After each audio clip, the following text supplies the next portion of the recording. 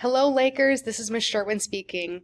Miss You and myself thought it would be a really good idea to do a breakdown of our agendas for the week. That way, if you are at home, maybe on your like A/B day, or if you are one of our DLA students, you still get that feel of like the normal, typical classroom and get to know our agendas. And that way, you can see what exactly we're doing in class that day and what you are responsible for completing for that day. So we, of course, would typically start off with question of the day. I won't go through that right now.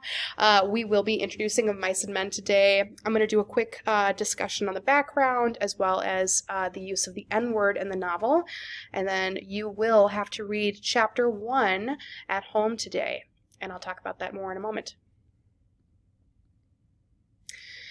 So when we think back to our web quest that you completed and it was due on Wednesday, I want you to maybe pause this video and think about the few questions that I have up on the screen.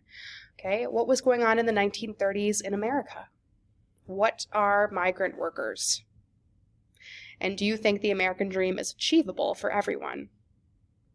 Even if you're at home, I think it's still a good idea to consider these questions, even go talk to a parent or a sibling, even your pet, just to kind of bounce around some ideas.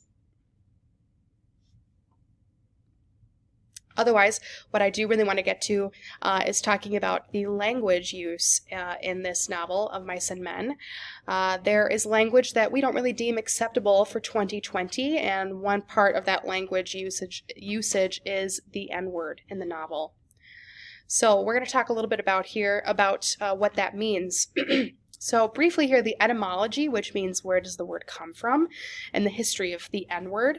The word comes from both Latin and English roots. So in Latin, we kind of go back to that rooted word of noctis or nigris, which actually meant dusk or night.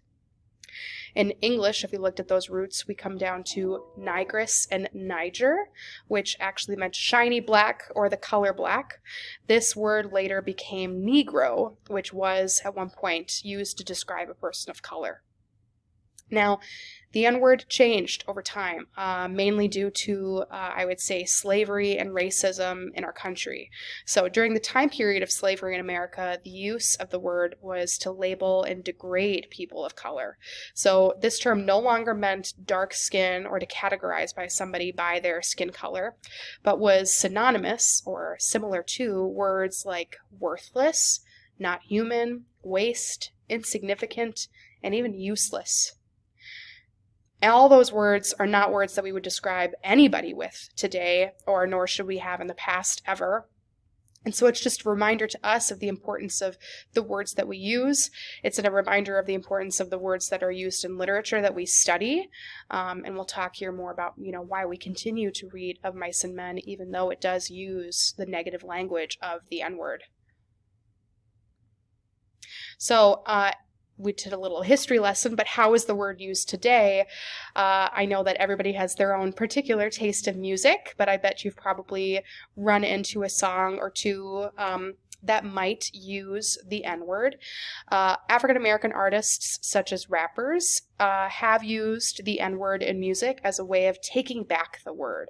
And taking back basically means that you're taking a word and removing its power, saying that the way that the word was used in the past of our country's history, or the past of as in other people calling somebody else that word, they're taking it back and removing its power and saying, you can't use that over me, and I'm taking away that power. So that's how some people choose to use that word in music, why some African-American artists choose to use that word. But of course, there are other reasons as well, which we can discuss more in class.